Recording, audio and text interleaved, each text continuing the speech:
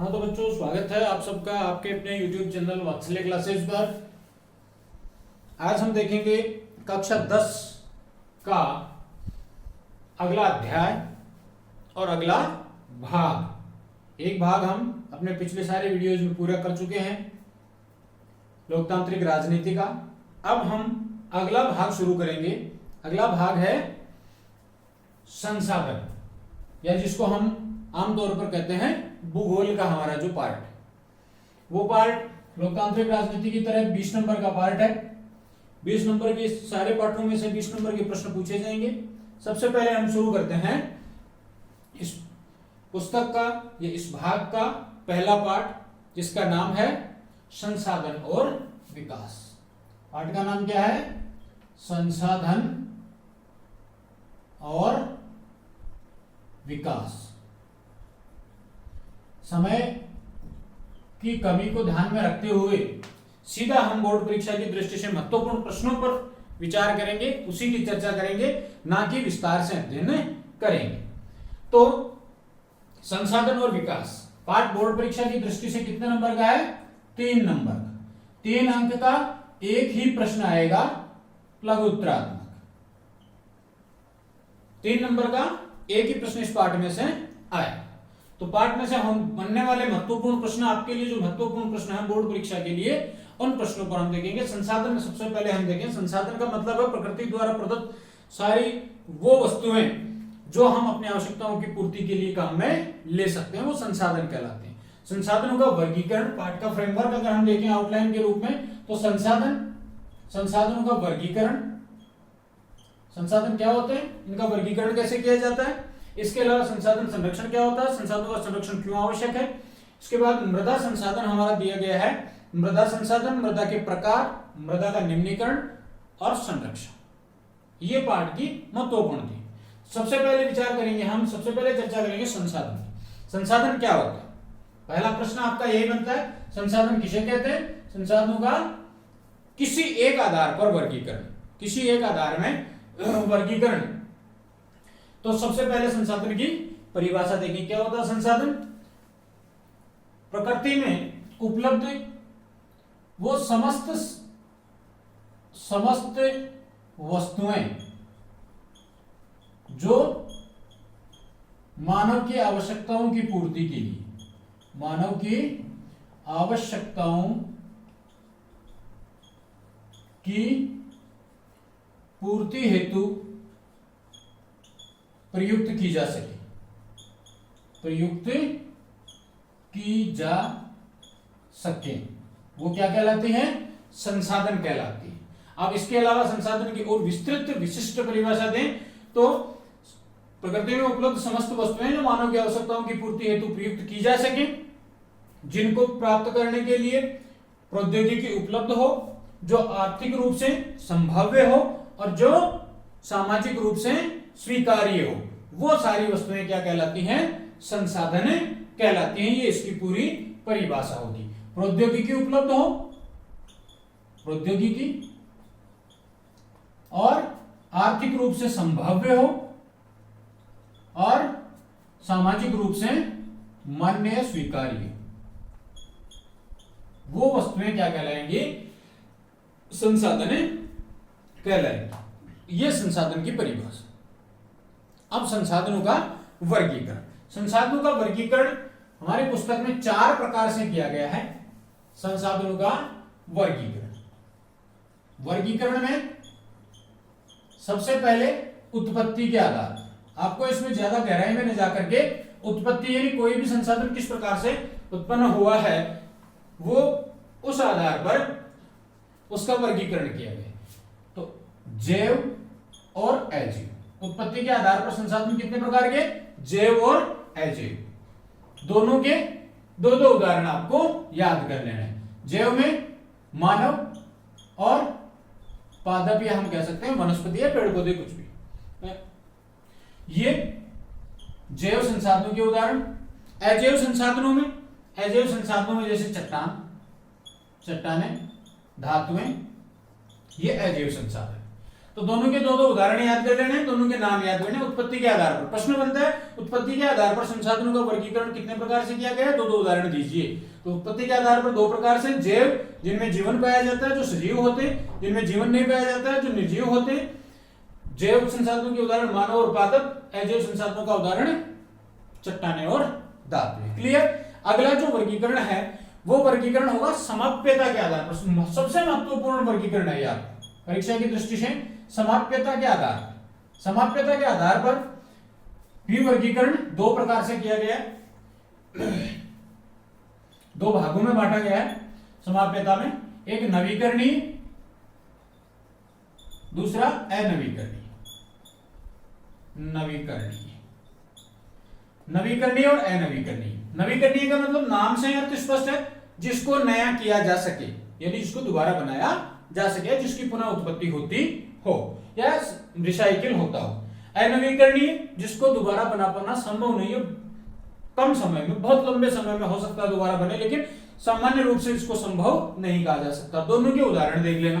दोनों के उदाहरणों में नवीकरणीय संसाधन जो है उनमें जैसे सौर ऊर्जा, पवन ऊर्जा, जल, यह नवीकरणीय संसाधन। फिर अनवीकरणीय संसाधनों में जीवाश्म ईंधन, कोयला, पेट्रोल आदि, ये अनवीकरणीय संसाधन है।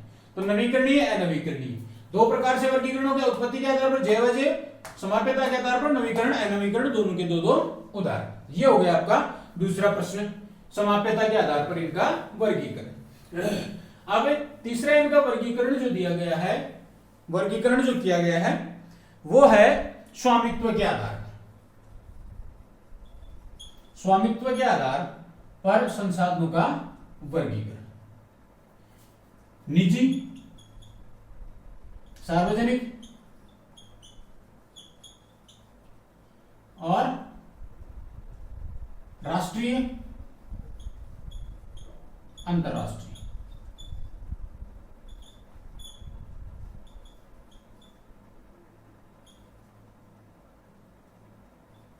अंतरराष्ट्रीय, ये चार प्रकार से वर्गीकरण। निजी का मतलब इसका खुद का स्वामित्व हो, किसी व्यक्ति विशेष का या व्यक्तियों के समूह का स्वामित्व हो, वो निजी। सार्वजनिक जिस पर पूरे समाज का स्वामित्व हो। राष्ट्रीय जिस पर देश की सरकार का, केंद्रीय सरकार का स्वामित्व हो। अंतरराष्ट्रीय जिस पर अंतरराष्ट्रीय संस्थाओं का स्वामित्व हो, किसी एक देश का स्वामित्व ना। तो इसमें ये चार प्रकार के स्वामित्व के आधार पर वर्गीकरण किए गए। जैसे किसी व्यक्ति का कोई खेत है, मकान है, ये निजी में आ गया। सार्वजनिक श्रेणी में आ गया, जैसे चारागाह है, शमशान भूमि है, ये इसमें आ गए। राष्ट्रीय सारे के सारे जो खनिज हैं वो राष्ट्रीय में, और वन है वो राष्ट्रीय संपत्ति। अंतरराष्ट्रीय संपत्ति में 200 समुद्री मील से आगे, 200 समुद्री मील से आगे महासागरों में जो भी कुछ पदार्थ, जो भी सामग्री है, जो भी संपत्ति है, वो सारी अंतरराष्ट्रीय संस्थाओं के अधीन आती है। ये हो गया आपका वर्गीकरण स्वामित्व के आधार पर। अब इसके पश्चात चौथा वर्गीकरण जो है वो दिया गया है विकास के आधार, कि विकास के आधार पर संसाधनों का वर्गीकरण भी चार प्रकार से किया गया है। एक संभावी, एक विकसित, संभावी, दूसरा विकसित, तीसरा भंडार और चौथा है संचित। संभावी जिनके विकास की संभावना, प्रौद्योगिकी मौजूद है, विकास की संभावना है, जिनको काम में ले जाने की संभावना है। विकसित जो पूर्णतः विकसित हो चुके हैं, जिनकी प्रौद्योगिकी विकसित है, काम में लिए जा रहे हैं। भंडार जिनकी प्रौद्योगिकी विकसित नहीं है, जिनको प्राप्त करने की प्रौद्योगिकी विकसित नहीं है, लेकिन प्रौद्योगिकी हो तो इनको काम में लिया जा सकता है। संचित ऐसे संसाधन जिनकी प्रौद्योगिकी अगर उपलब्ध हो तो इनको काम में लिया जा सकता है। भंडार का ही एक भाग है संचित, इनकी प्रौद्योगिकी नहीं है लेकिन इनकी निकट भविष्य में संभावना है। तो इस प्रकार से विकास के आधार पर चार प्रकार से इनका वर्गीकरण किया गया।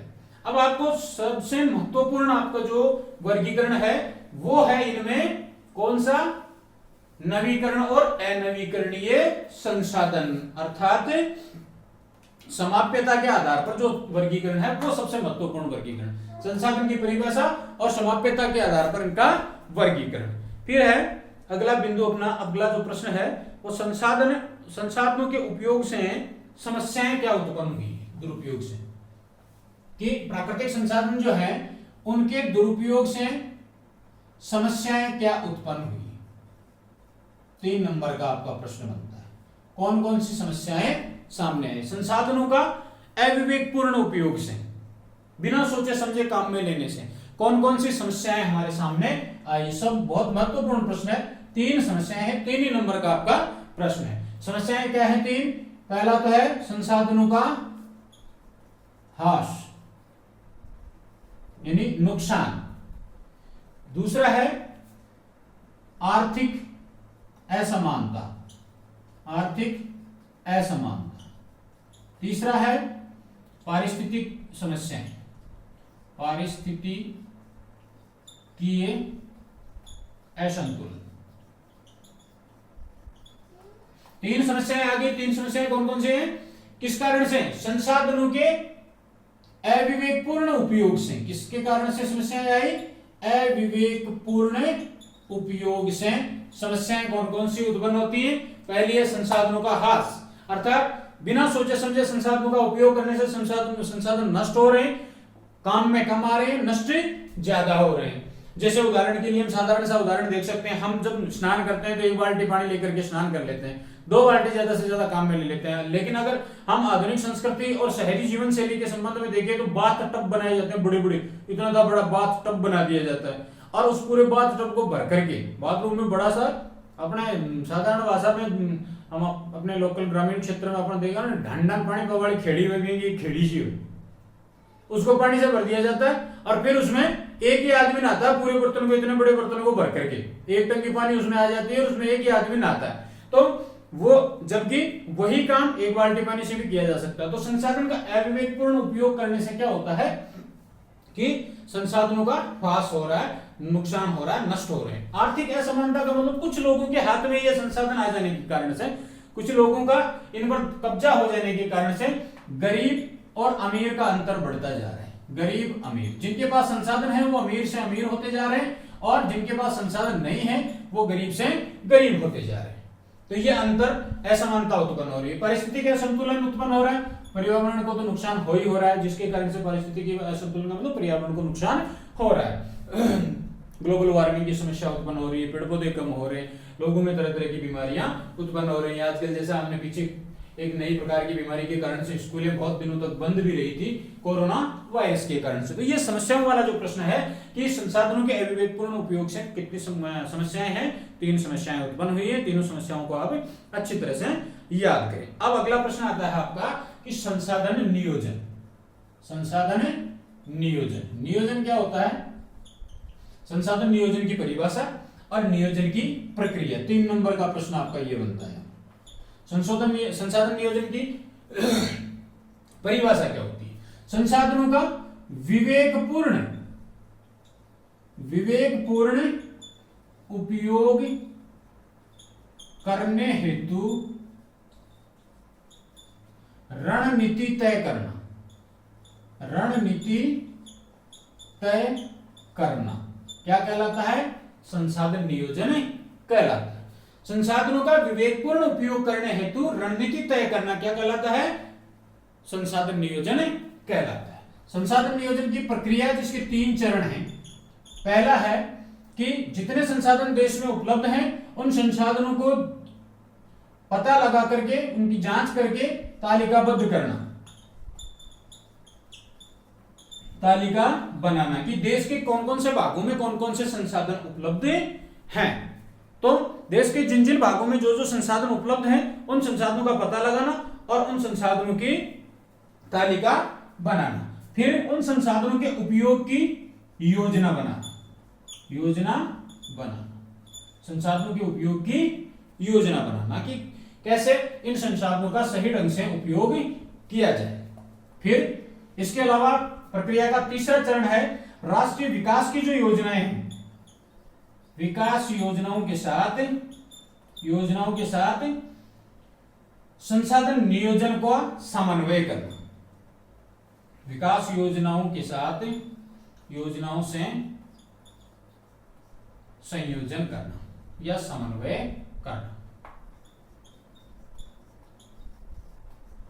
कि देश का विकास भी हो और संसाधनों का नुकसान भी ना हो, विवेकपूर्ण तरीके से इन संसाधनों का उपयोग किया जाए। ये 3 चरण है किसके, संसाधन नियोजन के। प्रश्न, महत्वपूर्ण प्रश्न आपका बोर्ड परीक्षा के लिए है कि नियोजन, संसाधन नियोजन किसे कहते हैं, संसाधन नियोजन की प्रक्रिया के कौन कौन से चरण होते हैं।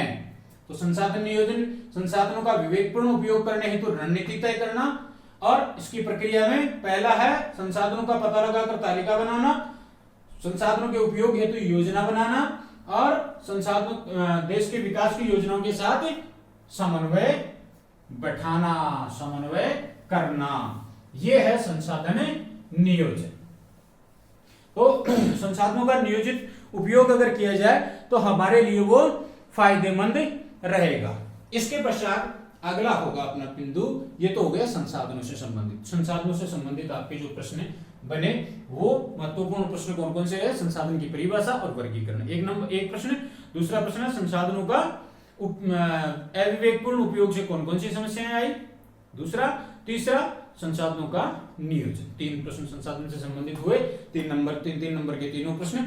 अब हम देखेंगे कि संसाधन जो है उनमें एक संसाधन मृदा संसाधन जिसको हम कहते हैं, या भूमि संसाधन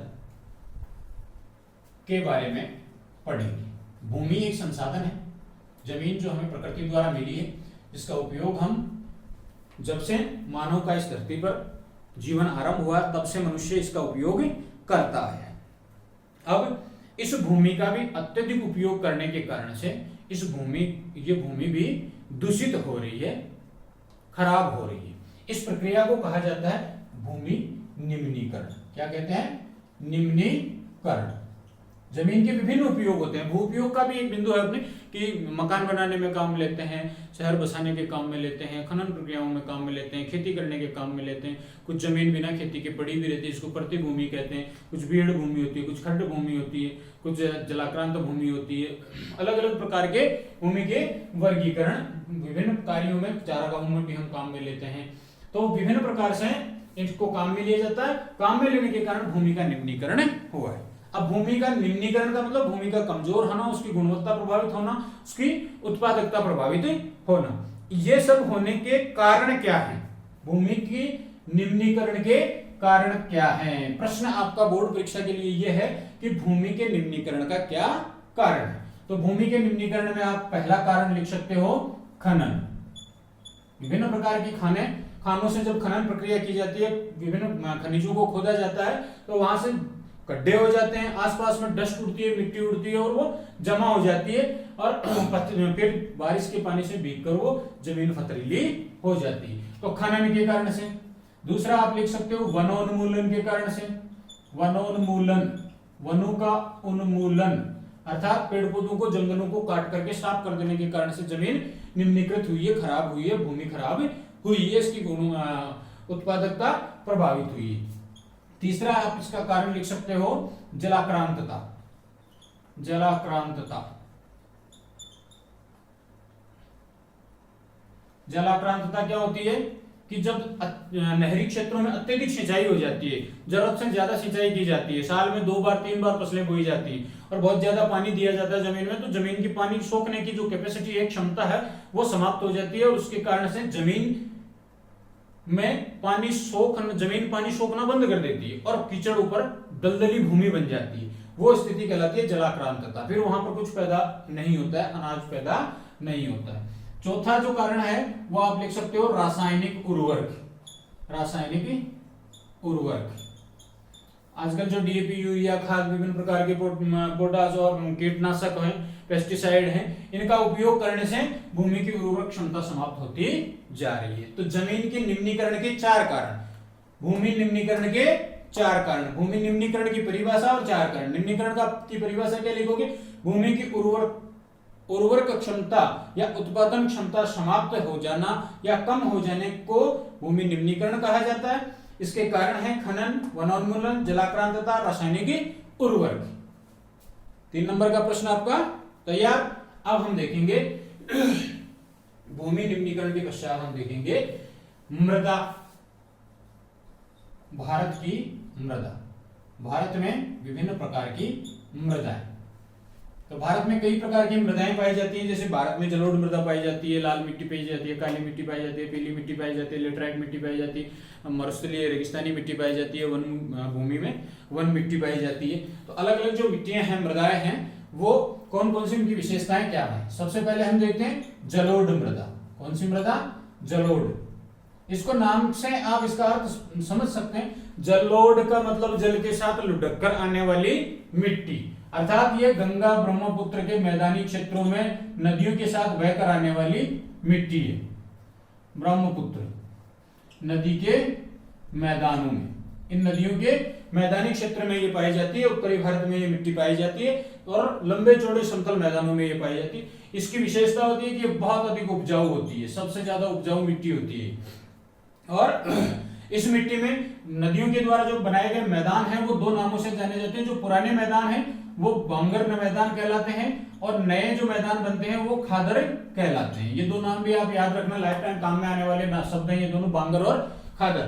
नए मैदान जो हैं वो कहलाते हैं खादर और पुराने मैदान जो हैं वो कहलाते हैं बांगर। जहां पर हर साल बाढ़ का पानी पहुंचता है वो खादर, जहां नहीं पहुंचता है वो बांगर।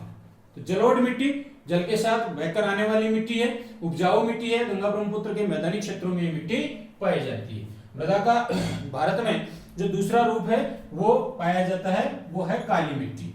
काली मिट्टी का दूसरा नाम है रेगड़ मिट्टी और इसका एक अन्य नाम और है कपास मिट्टी। कपास मिट्टी, कपास मिट्टी इसको इसलिए कहा जाता है क्योंकि इस काली मिट्टी में कपास सबसे अच्छा पैदा होता है, सबसे ज्यादा पैदा होता है।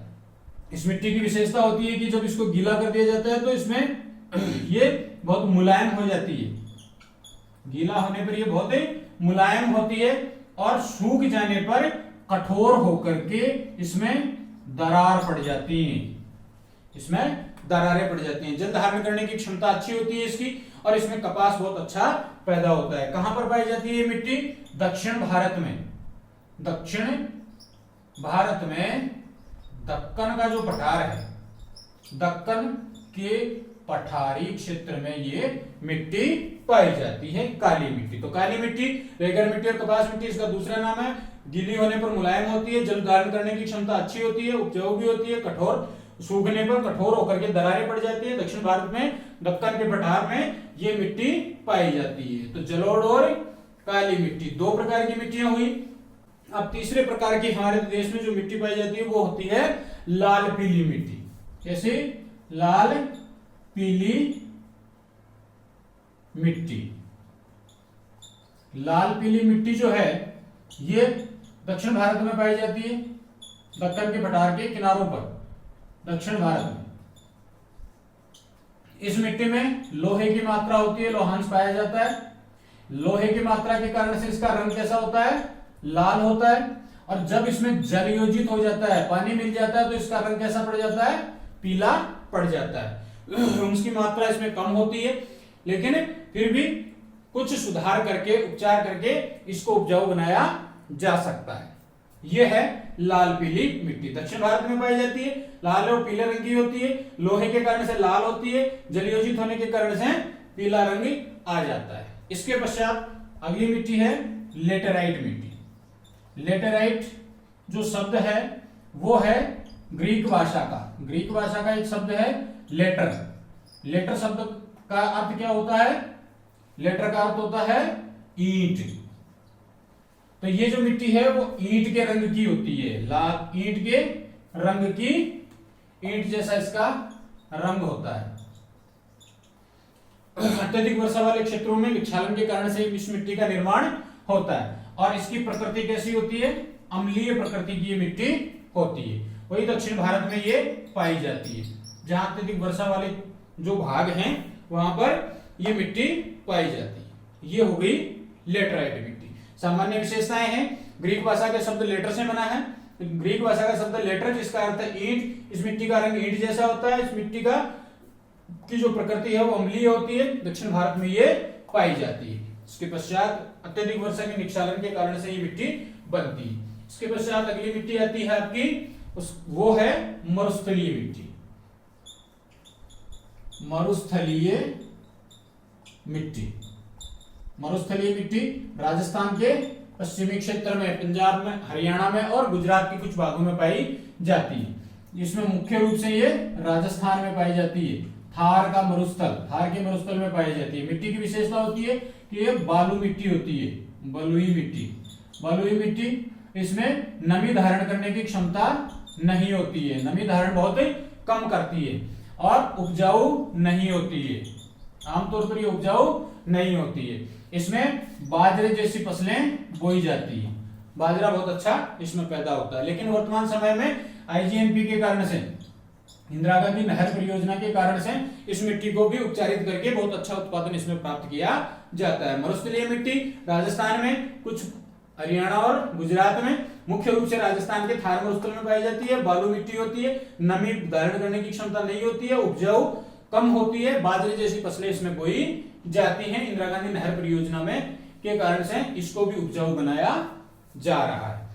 इसके पश्चात वन मिट्टी, वन मिट्टी या वन मृदा।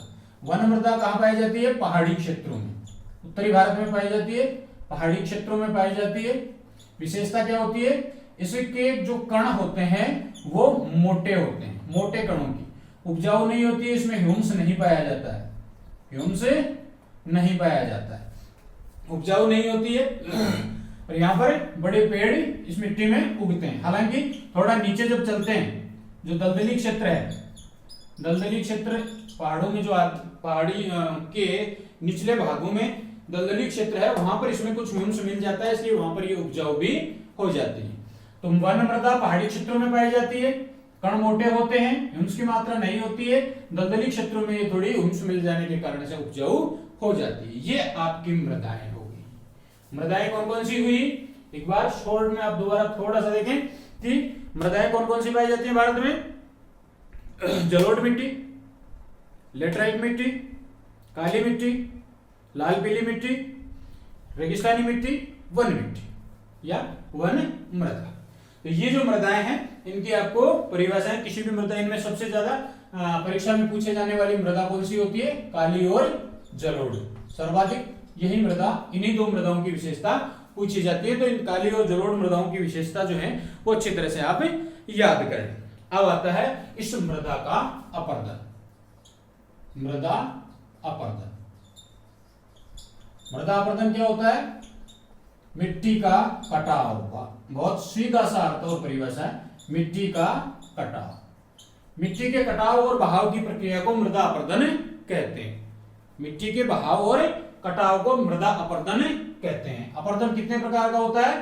3 प्रकार का होता है। पहला है जल के कारण से गड्ढे बन जाना, जल के कारण से गड्ढे या नालियां बन जाना, नालियों में कटाव करना, नालियां बनना। पानी जब बहता है तो नाली बना देता है, उसको मिट्टी के और साथ में मिट्टी का कटाव करता है, कटाव होता है, उसको कहा जाता है अवनालिका अपरदन। अवनालिका अपरदन। दूसरा है जब पानी जो है वो फैल करके चलता है, फैलकर पानी चलता है, फैला हुआ पानी जब कटाव करता है तो उसको कहा जाता है चादर अपरदन। तीसरा हवा के द्वारा जो कटाव होता है उसको कहा जाता है पवन अपरदन। ये 3 प्रकार के अपरदन होते हैं। अगर जल नाली की तरह गड्ढा खोद करके कटाव करता है तो उसको अवनालिका अपरदन कहते हैं। फैला हुआ पानी अगर कटाव करता है, ऊपरी मृदा को, मिट्टी की ऊपरी सतह को अपने साथ घोल कर ले जाता है तो उसको चादर अपरदन कहते हैं। और हवा से अगर मिट्टी का कटाव होता है तो उसको पवन अपरदन कहते हैं। इन कटावों को की रोकथाम के उपाय, रोकथाम कैसे की जाए, मिट्टी के कटाव को कैसे रोका जाए? तो मिट्टी के कटाव को रोकने के लिए एक तो समोच्च रेखा पर समोच्च कृषि की जाए। समोच्च कृषि का मतलब है ढलान वाले क्षेत्रों में ज्यादा कटाव होता है तो ढलान वाले क्षेत्रों में ढाल के विरुद्ध, इस प्रकार से ढाल है तो खेती ऐसे ना की जाए, नालियां ऐसी ना बनाई जाए, इसको इसके 90 डिग्री एंगल पर बनाया जाए। तो इस प्रकार की खेती को क्या कहा जाता है? समोच्च कृषि कहा जाता है। इसके अलावा इसका दूसरा उपाय क्या है कि सीढ़ीनुमा खेती की जाए, सीढ़ीदार खेती, अर्थात ढलान वाले खेतों को काट काट करके स्टेप बाय स्टेप सीढ़ियां बना दी जाए और उन पर खेती की जाए। फिर घास पट्टी लगा करके, घास पट्टी उगा करके, जहां पर कटाव ज्यादा हो रहा है वहां पर फसलों के बीच में घास की पट्टी लगा दी जाए, अत्यधिक जड़ों वाली घास की पट्टी लगा दी जाए, जिसके कारण से मिट्टी का कटाव पानी के साथ नहीं होगा। शेल्टर बेल्ट लगा करके, शेल्टर बेल्ट या रक्षक मेखला लगा करके, अर्थात खेतों के चारों ओर और खेतों के बीच में पेड़ों की कतारें लगा दी जाए ताकि मिट्टी का कटाव हवा के द्वारा ना हो। ये इसको रोकने के उपाय हैं। प्रश्न है, मृदा अपरदन किसे कहते हैं? मिट्टी के कटाव या बहाव को अपरदन कहते हैं। कितने प्रकार का? 3 प्रकार का। नालियों से, नाली के रूप में अगर कटाव करता है तो अवनालिका अपरदन, फैला हुआ पानी कटाव करता है तो चादर अपरदन, हवा से कटाव होता है तो पवन अपरदन। रोकथाम, समोच्च कृषि, सीढ़ीदार खेती, घास पट्टी, शेल्टर बेल्ट। क्लियर?